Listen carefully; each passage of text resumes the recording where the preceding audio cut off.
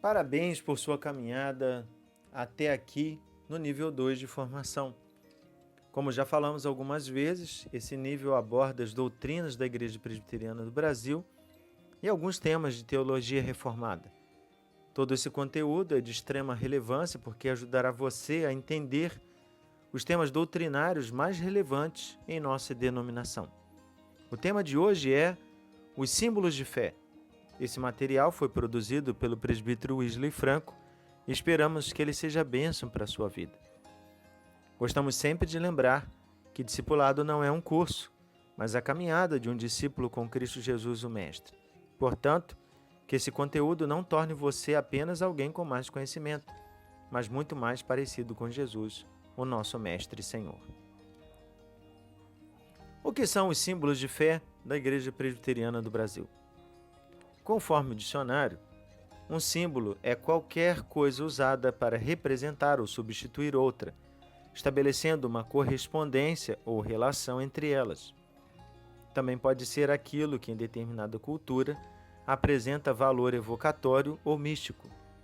Assim, o símbolo é um meio de comunicação que aponta para além de si mesmo, representa alguma coisa, lembra alguma coisa ou nos comunica alguma coisa. Ao olharmos, por exemplo, para o logotipo da Igreja Presbiteriana do Brasil, que é a sua sarça, que é um símbolo, lembramos da Igreja Presbiteriana, que é a nossa igreja. Ao olharmos para o credo dos apóstolos, lembramos da fé que era pregada pelos apóstolos e que também é a nossa fé. E os catecismos, maior e breve, e também a confissão de fé, da mesma forma, são símbolos da fé que a Igreja Presbiteriana adota e vive, que temos e que também que pregamos. Martinho Lutero e Philippe Melanchthon foram os primeiros a utilizar a palavra símbolo para designar os catecismos e as confissões de fé adotados pelas igrejas luteranas e reformadas. Conforme o artigo 1º da Constituição da Igreja Presbiteriana do Brasil, a Igreja Presbiteriana do Brasil adota como única regra de fé e prática as Escrituras Sagradas do Velho e Novo Testamentos e como sistema expositivo de doutrina e prática a sua confissão de fé e os catecismos maior e breve. Este sistema expositivo de doutrina e prática é também chamado símbolos de fé. Todos os membros e oficiais da IPB assumem compromisso de lealdade à confissão de fé e aos catecismos. É princípio fundamental da Igreja Presbiteriana que toda autoridade eclesiástica é ministerial e declarativa, que todas as decisões dos concílios devem harmonizar-se com a revelação divina. A consciência não se deve sujeitar a essas decisões se forem contrárias à palavra de Deus. Ainda outro princípio da IPB é que os concílios, sendo compostos de homens falíveis, podem errar e muitas vezes têm errado.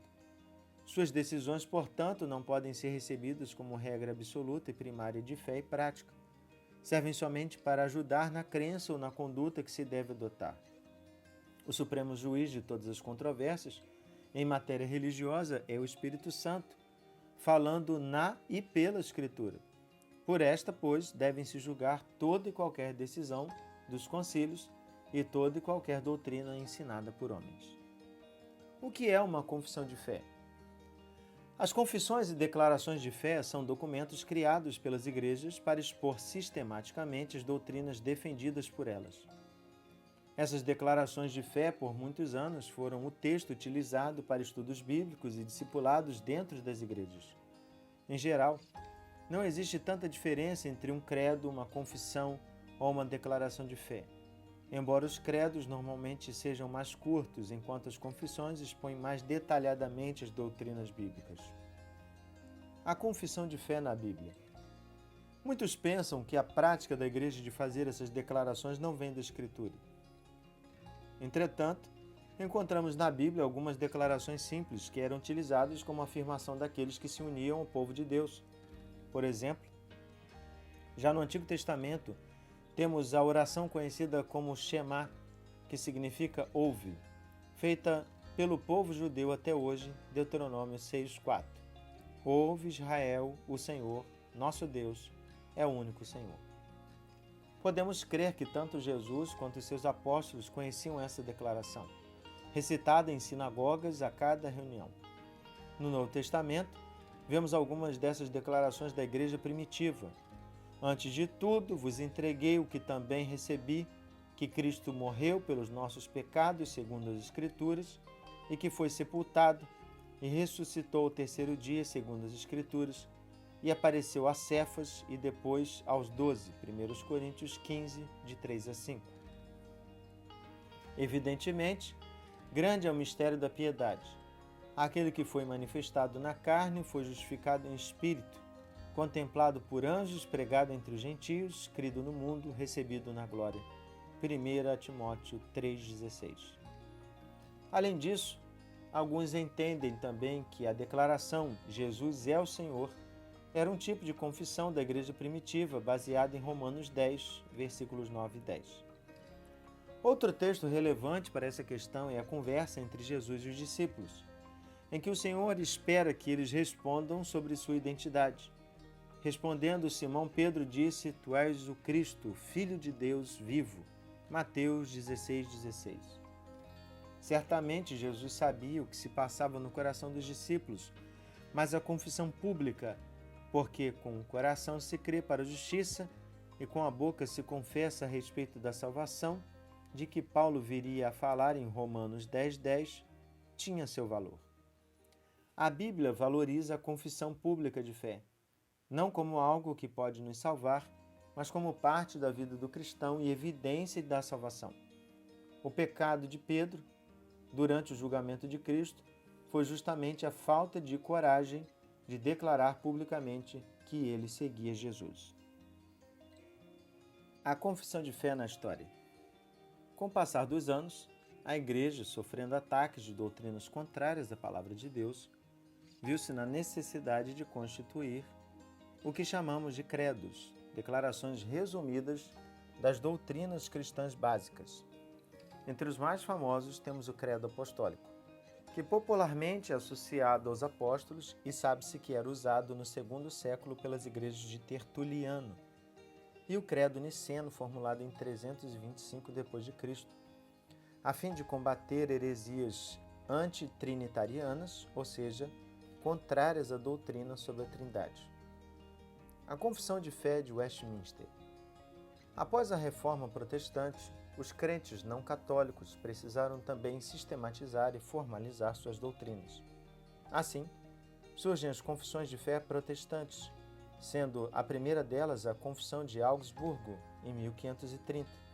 Depois disso, vieram muitas outras, como a Confissão Belga, 1561, a Segunda Confissão Helvética, 1566, a Confissão Escocesa, em 1560. Entre as igrejas presbiterianas, a Confissão de Fé de Westminster, 1646, é a mais aceita e reflete de maneira mais clara a teologia calvinista. Esta confissão não apenas influenciou e guiou igrejas presbiterianas, mas foi base para outras confissões, como a Confissão Batista de Londres, em 1689. As confissões de fé da Reforma defendiam seus pontos cruciais: a Bíblia como autoridade final, a justificação pela graça, mediante a fé, o sacerdócio universal dos crentes, a suficiência do sacrifício de Cristo para nos salvar, dar glória somente a Deus. A Confissão de Fé compõe-se de 33 capítulos que abordam os seguintes tópicos. Você pode observar todos os temas nesta tabela que apresentamos.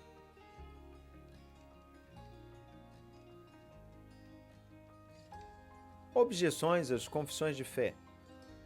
Atualmente, a prática de confessar ou declarar a fé se torna cada vez menos comum entre as igrejas. Poucas levam a sério a prática de ensinar e publicar sua confissão ou credo, e a maioria dessas poucas ainda prefere usar textos mais genéricos, como o Credo Apostólico, a fim de não parecer excludente. Como consequência, poucos crentes dedicam-se também ao estudo e ao ensino dessas verdades. São apresentadas a seguir algumas das objeções ao uso de confissões de fé e resposta a elas. A primeira objeção: as confissões tomam o lugar da Bíblia. É verdade que isso aconteceu durante a história da Igreja, como, por exemplo, os credos da Igreja Católica, que tornaram-se dogmas inquestionáveis, acima do ensino bíblico. Entretanto, não é esse o caso das confissões de fé protestantes. Elas nunca se colocam como palavra de Deus ou acima dela. Veja o que diz a Confissão de Fé de Westminster. O juiz supremo, pelo qual todas as controvérsias religiosas têm de ser determinadas, e por quem serão examinados todos os decretos de concílios, todas as opiniões dos antigos escritores, todas as doutrinas de homens e opiniões particulares, o juiz supremo, em cuja sentença nos devemos firmar, não pode ser outro, senão o Espírito Santo falando na Escritura. A segunda objeção: as confissões não são encontradas na Bíblia.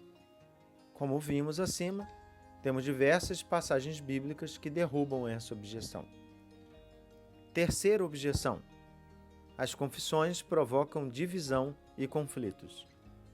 Em geral, as confissões e credos surgem da necessidade de resolver conflitos com heresias e outras crenças, e, portanto, promovem a paz. Da mesma forma, elas servem como identidade de uma igreja, trazendo unidade em torno de uma expressão de fé. Quarta objeção: as confissões estão fora de moda. Não podemos engolir todas as modas e costumes de nossa era sem alguma reflexão. Vivemos em um mundo que defende todas as crenças e opiniões como igualmente corretas. Os credos se colocam contra essa ideia, afirmando que existe sim uma posição que a Igreja deve tomar como verdadeira, o que significa, consequentemente, que todas as outras são distorções ou negações dela. Quinta objeção: as confissões não são garantia de ortodoxia e ortopraxia. De fato, assim como um muro, uma porta fechada, um alarme não são garantias de que uma casa não será assaltada, mas são meios para que isso não aconteça, as confissões não garantem uma igreja ortodoxa, mas são muito úteis para esse propósito. O credo nos auxilia a combater e identificar falsos ensinos. As confissões nos auxiliam a entender aquilo em que cremos. A confissão se mostra uma ótima maneira de expor a fé, tanto a crianças naturais quanto a crianças na fé. Ela pode ser um dos primeiros passos para o neófito aprender mais sobre sua salvação, para fortalecer sua convicção e prepará-lo para o testemunho público. As confissões são também úteis para corrigir pastores e mestres que estejam se desviando da fé. O que é um catecismo? De acordo com o dicionário, catecismo é o compêndio elementar de instruções sobre os princípios fundamentais de uma seita ou doutrina religiosa, especialmente a cristã. Livro ou cartilha que contém essas instruções organizadas em perguntas e respostas. Os catecismos de Lutero, conforme artigo do Dr. Vicente Artuso e Dr. Carlos Jeremias, na revista Horizonte, representam a evolução e o resultado de diversas catequeses do reformador centradas essencialmente na Escritura. Lutero já havia produzido vários textos para instrução do povo nas Escrituras. Após constatar a lamentável e mísera necessidade experimentada recentemente, quando também eu fui visitador, é que me obrigou e impulsionou a preparar este catecismo ou doutrina cristã nesta forma breve, simples e singela. Meu Deus, quanta miséria não vi! O homem comum simplesmente não sabe nada de doutrina cristã, especialmente nas aldeias. Publicou seu Catecismo Menor em 1529. Lutero utilizou o método de ensino dos hussitas da Boêmia, de 60 anos antes. O âmago dos catecismos de Lutero é a palavra de Deus. Calvino também se preocupou com a educação cristã do povo. Em Genebra, criou escolas para a educação geral e religiosa das crianças e, posteriormente, criou a Universidade de Genebra. E também utilizou o catecismo como forma de ensinar a palavra de Deus. A Assembleia de Westminster, além de produzir a Confissão de Fé, produziu o Catecismo Maior para ajudar no estudo e no crescimento dos crentes em Cristo, que já estavam prontos, no âmbito da fé, para se alimentarem de carne. e o breve catecismo para os crentes mais novos que ainda necessitavam de leite para seu crescimento. A diferença entre os catecismos é que o catecismo maior era voltado à exposição do púlpito, ao passo que o catecismo menor, ou breve catecismo, seria destinado para a instrução de crianças e adolescentes. O breve catecismo contém 11 perguntas sobre a pessoa e a obra de Cristo, 43 perguntas sobre a lei, 10 perguntas sobre a oração, 7 perguntas sobre os sacramentos, 10 perguntas com referência explícita ao Espírito Santo, uma pergunta sobre o uso da palavra e a igreja, totalizando 107 perguntas e respostas. Já o Catecismo Maior contém 196 perguntas ao todo sobre diversos temas que podem ser divididos em 2 grupos. O primeiro, acerca do que o homem deve crer, e o segundo, o que Deus requer do homem. É extremamente recomendável que você separe um tempo e leia tanto a Confissão de Fé de Westminster como os seus catecismos. O aprendizado com esses símbolos de fé será de grande importância para a sua caminhada. Eles podem ser facilmente encontrados na internet. Muito mais sobre esse tema pode ser facilmente também encontrado em livros e pesquisas na internet. O que resumimos aqui não teve como objetivo esgotar o tema. Esperamos que todo esse conteúdo tenha sido muito edificante para a sua vida e pedimos que Deus o abençoe.